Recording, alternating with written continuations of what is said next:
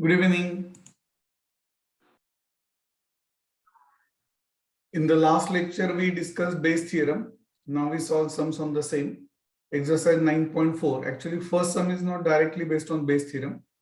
There are three bags, each containing 100 marbles. Bag 1 has 75 red and 25 blue marbles. Bag 2 has 60 red and 40 blue marbles. And bag 3 has 45 red and 55 blue marbles. One of the bags is chosen at random and a marble is picked from the chosen bag. What is the probability that the chosen marble is red? Actually, we have already solved few sums of this type. Now there are three bags. We cannot expect picking first bag in preference to second or third. So these are equally likely events. So there are three possibilities. First bag is picked and then the marble drawn is red, or second is picked and marble drawn is red, or third is picked and marble drawn is red. Now when first bag is known to be selected, what is the chance that red marble is selected? In the first bag, there are 75 red out of 100 marbles. So probability of drawing red marble is 75 by 100 and so on. So write down. We'll write solution in short. There are three bags. There are three bags.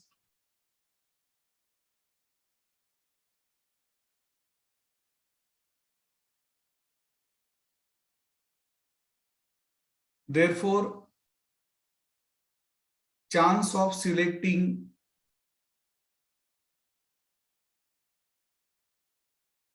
each of the three bags is 1 by 3.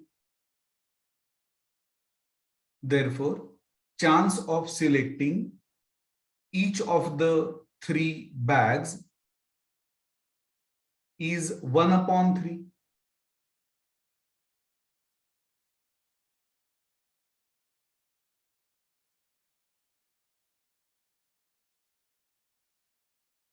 Suppose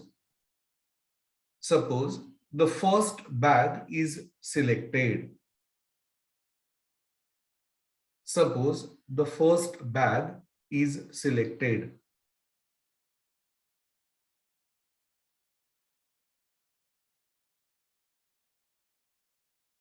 In this bag,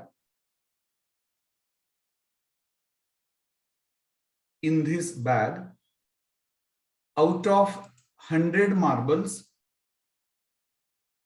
in this bag, out of 100 marbles, 75 are red. Out of 100 marbles, 75 are red.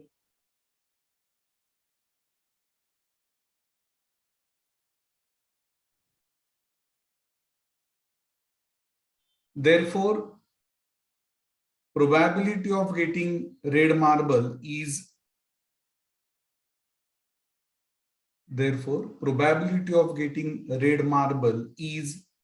75 upon 100. Do not simplify. Is 75 upon 100.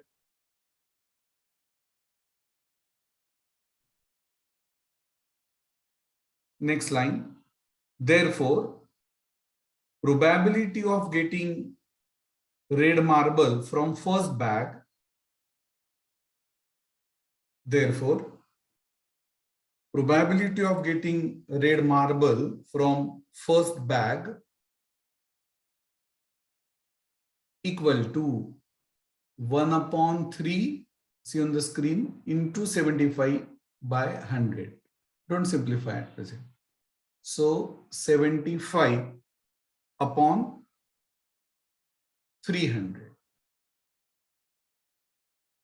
See why 1 by 3 into, when the first bag is selected, its probability is 1 by 3 and means into multiplication theorem. Chance of getting red marble 75 by 100. Similarly, next line, similarly, for second and third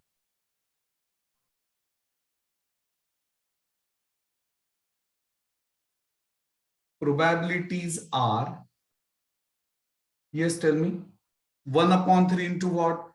In the second bag, there are 100 marbles, of which 60 are red. So 1 upon 3. Why 1 upon 3 into? Chance of selecting second bag is 1 upon 3. And when second bag is known to be selected, what is the chance of getting red marble? 60 by 100. Oh, I should not write plus here, comma. For third bag, 1 upon 3. In the third bag, out of 100, how many are red? 45. So 45 by 100 respectively. Therefore, required probability is nothing but 75 upon 300 plus 60 upon 300 plus 45 upon 300. Just add numerators because they have common denominator. So 75 plus 60 plus 45, that is 180. So 180 upon 300. Now simplify this. So 0.6 or 3 upon 5 is the required probability. Second sum, a box contains 2 blue and 3 pink balls, and another box contains 4 blue and 5 pink balls. One ball is drawn at random from one of the two boxes and it is found to be pink. Find the probability that it was drawn from first box, second box. See the difference. Usually what is asked? That ball is drawn from the first box. What is the chance that it is pink or whatever, blue, pink? But now see the difference. If the ball is found to be pink, what is the chance that it was drawn from first or second box? See how to write the solution. Let E1 be the event that first box is chosen, E2 the event that second box is chosen. I hope you remember that while stating Bayes theorem, we said that suppose E1, E2, E3 up to En are n mutually exclusive and exhaustive events. Means simultaneous occurrence of these events is not possible, but their union is nothing but sample space. Yes, it is. Because if the first box is chosen, second cannot be, because any one of the two boxes chosen is given. So these are mutually exclusive. Now in all there are two boxes, so their union is, yes, sample space. Now these are equally likely events. I repeat this statement. Selection of box equally, or these two events are equally likely. Why? We cannot expect occurrence of one in preference to other. As there are two boxes, probability of each is half. Suppose there are 20 boxes, probability of each will be 1 upon 20. As simple as that. Let A be the event that pink ball is drawn. Now the first box contains 2 blue and 3 pink balls, altogether 5 balls. So what is P of A given even? Probability that pink marble or ball? Marble was in the first sum. It should be ball, not marble. Probability that pink ball is drawn given that first box is chosen. So it is 3 upon 5. When the first box is known to be selected, chance that the ball drawn is pink is 3 by 5. Similarly, what is P of A given E2? When the second box is known to be selected, what is the chance that pink ball is drawn? Out of 9, 5 are pink. So 5 by 9. Okay. So by Bayes theorem, required probability. See, what is P of E1 given A? Given A means what? It is known that ball drawn is pink. What is the chance that it is drawn from the first box? Can be remembered easily, this formula. See, P of E1 given A is P of E1 into P of A given E1 upon sigma. What do you mean by sigma? Means it is for both E1 and E2. So P of E1 into P of A given E1 plus P of E2 into P of A given E2. Substitute the values. Half gets cancelled. Simplify. So 27 upon 52 is nothing but final answer. So this is the first part. Actually, are we supposed to use the formula for second case, or it will be complement of the first? Actually, it will be complement of the first, but still, oh, this is not boys. Come on, boy. The Bayes theorem required probability is P of E2 given a same formula. The only change is in the numerator. It will be P of E2 into P of A given E2. Denominator remains the same. Yes, it comes out to be 25 upon 52.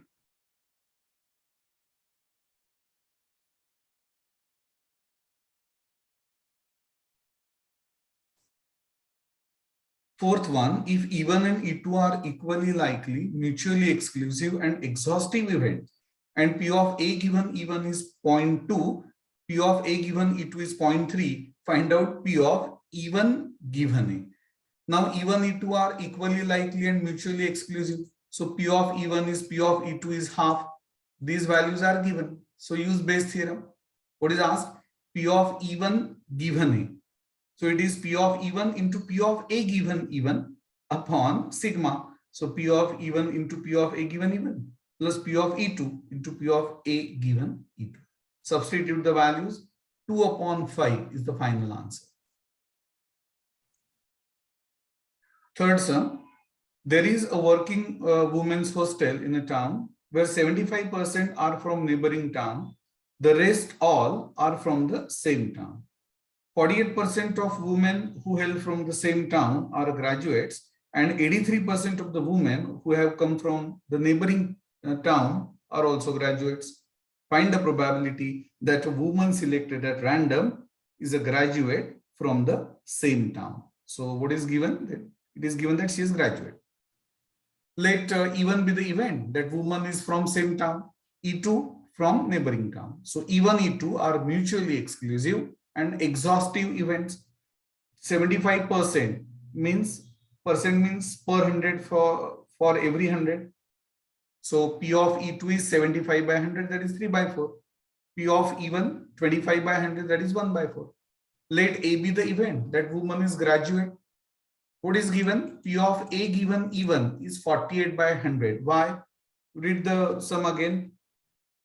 48% of the women who hail from the same town are graduates. So probability that woman is graduate when it is known that she comes from the same town, that is P of A given E1, 48%. So 48 by 100. P of A given E2, 83 by 100. Now what is asked? Find the probability that a woman selected at random is a graduate from the same town. When the woman is known to be graduate, what is the probability that she is from the same town? So P of E1 given A. Use Bayes theorem, substitute the values to get 16 upon 99. If possible, find the answer in decimal also. Correct up to 3 decimal places. So it is close to 0.15 or 1.14 something.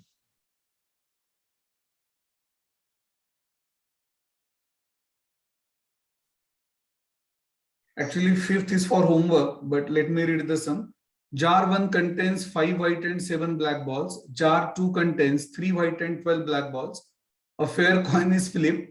If it is head, a ball is drawn from jar 1, and if it is tail, it is drawn from jar 2. Suppose that this experiment is done and a white ball was drawn. What is the probability that this ball was in fact taken from jar 2? Now, possibility of getting head is the same as possibility of getting tail, that is half. Right? I have written in short. So clearly E1 must be the event that ball is drawn from jar 1 and E2 from jar 2. So possibility of getting head is same as possibility of getting tail. That is why each probability is half. Then W be the event that white ball is drawn. So what is P of W given E1? See, in the first jar, there are 12 balls, of which 5 are white. So P of W given E1 is 5 by 12. And what is P of W given E2? 3 by 15, that is 1 by 5. Now it is asked probability that this ball is drawn from jar 2. So probability of drawing white ball from jar 2, that is P of E2 given W. So answer is 12 by 27.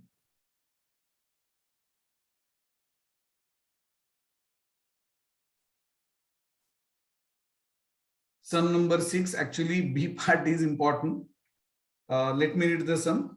A diagnostic test has a probability 0.95 of giving a positive result when applied to a person suffering from a certain disease, and probability of 0.10 of giving a false positive result when applied to a non-sufferer. It is estimated that 0.5% of the population are sufferers. Suppose that the test is now administered to a person about whom we have no relevant information relating to the disease, apart from the fact that he or she comes from this population. Calculate the probability that part A, given a positive result, the person is a sufferer.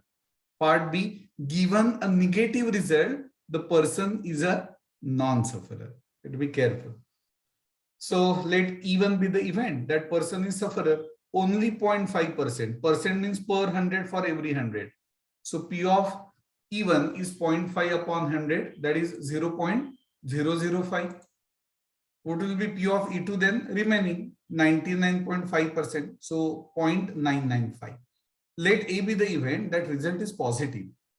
So what is given? P of A given E1 is 0.95. P of A given E2 is 0.10. You have to read the sum at least twice. So by Bayes theorem, required probability, part A. Okay, so what is part A? Given a positive result, the person is a sufferer. So event A has already occurred, and we are asked to find probability that person is a sufferer. So P of E1 given A, as per Bayes theorem, this is the formula. Substitute the values. Now you have to tell me the answer. We'll write answer as a rational number only. So do the calculations and tell me the answer. Okay, most of the students have written this answer. I assume that this is correct. 0.00475 and denominator is 0.10425. So 475 upon 10,425. Numerator, denominator are divisible by 25. So 19 upon 417. See, second part is important. In second part, what is asked? Given negative result, the person is a non-sufferer. Given a negative result. Now, A is the event that test is positive. So A dash will be the event that test is negative. So what is P of A dash given E1? See, P of A given E1 is 0.95. So P of A dash given E1 will be 1 minus 0.95, that is 0.05. Similarly, P of A dash given E2 is 1 minus P of A given E2. So 1 minus 0.1, that is 0.9. So required probability that given a negative result, person is non-sufferer will be P of E2 given that test is negative. So P of E2 given A dash. So P of E2 into P of A dash given E2 upon P of E1 into P of A dash given E1 plus P of E2 into P of A dash given E2. Substitute the values. Again, most of the students have given this answer. So you will notice that probability is almost 1. If you convert it into decimal, I'm sure you'll get, in fact, point maybe 999 and so on. So almost 1. 7, a doctor is called to see a sick child. The doctor has prior information that 80% of the sick children in that area have the flu, while the other 20% are sick with measles. Assume that there is no other disease in that area. A well-known symptom of measles is rash. From the past records, it is known that chances of having rashes given that sick child is suffering from measles is 0.95. However, occasionally children with flu also develop rash, whose chance are 0.08. Upon examining the child, the doctors find a rash. What is the probability that child is suffering from measles? Okay. Let E1 be the event that child has flu. E2, the event that child has measles. It is given that E1, E2 are mutually exclusive and exhaustive. So P of E1 is 80%, means 80 upon 100, that is 4 by 5. P of E2, 20%, so 1 by 5. Let R be the event that child has rash. Since chances of having rashes if the child is suffering from measles is 0.95, P of R given E2 is 0.95. Similarly, for P of R given E1, it will be 0.08. Now apply Bayes theorem. By Bayes theorem, required probability is what? P of E2 given R1. Substitute the values, because what is asked? Upon examining the child, the doctors find a rash. What is the probability that child is suffering from measles? So P of E2 given R is asked, which is P of E2 into P of R given E2 upon P of E1 into P of R given E1 plus P of E2 into P of R given E2. Substitute the value, simplify to get 95 upon 127.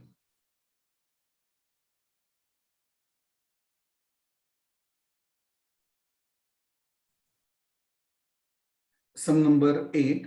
2% of the population have a certain blood disease of a serious form, 10% have it in a mild form, and 88% don't have it at all. A new blood test is developed. The probability of testing positive is 9 by 10 if the subject has the serious form, 6 upon 10 if the subject has the mild form, and 1 upon 10 if the subject doesn't have the disease. A subject is tested positive. What is the probability that subject has serious form of the disease? Let E1, E2, E3 be the required events. E1, serious blood pressure. E2, mild blood pressure. E3, no blood disease.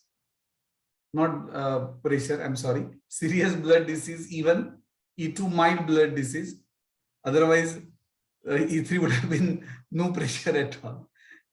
So E3 is event that person has no blood disease. So P of E1 2% means 2 by 100.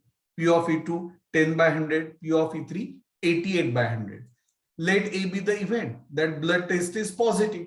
So we are given these probabilities. P of A given E1 is 9 by 10. P of A given E2 is 6 by 10. And P of A given E3 is 1 by 10. So by Bayes theorem, required probability is P of E1 given A. This is the formula. Substitute the values. You have to be very careful. So you get 9 upon 83 as the final answer. Ninth one, a box contains 3 coins, 2 fair coins and 1 fake 2-headed coins. A coin is picked randomly from the box and tossed. A is the event, or rather A part. What is the probability that it lands head up? B, if happens to be head, what is the probability that it is 2-headed coin? Just a minute. Okay. I think instead of giving for homework, we should solve this in the class only. Okay, we'll solve this in the class, not for homework. So E1, E2, E3 are the events that first fair coin is selected, second fair coin is selected, and third 2-headed coin is selected. Okay. So P of E1 is P of E2 is P of E3, that is 1 upon 3. Right? Now I'll say let A be the event. How will you define event A? A be the event that head turns up. So what is given? P of A given even. Clearly it is 1 by 2. Why? Because when the coin is tossed, either head or tail turns up. P of A given E2, you have to be very careful. This is again half. But can you tell me what is P of A given E3? See, what is the description of the third coin? Fake two-headed coin. So P of A given E3 will be 1. I hope you are getting this. Right now? Yes. So A part, what is the probability that it lands head up? First is selected and it shows head, or second is selected and shows head, or third is selected and shows head. So 1 upon 3 into half plus 1 upon 3 into half plus 1 upon 3 into 1. So 4 by 6, that is 2 by 3. B part, if happens to be head, that is, it is given that it shows head. What is the probability that it is the two-headed coin? So required probability is P of E3 given A. So use Bayes theorem.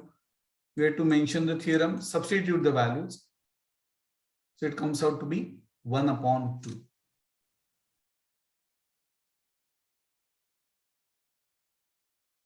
So that's it for today.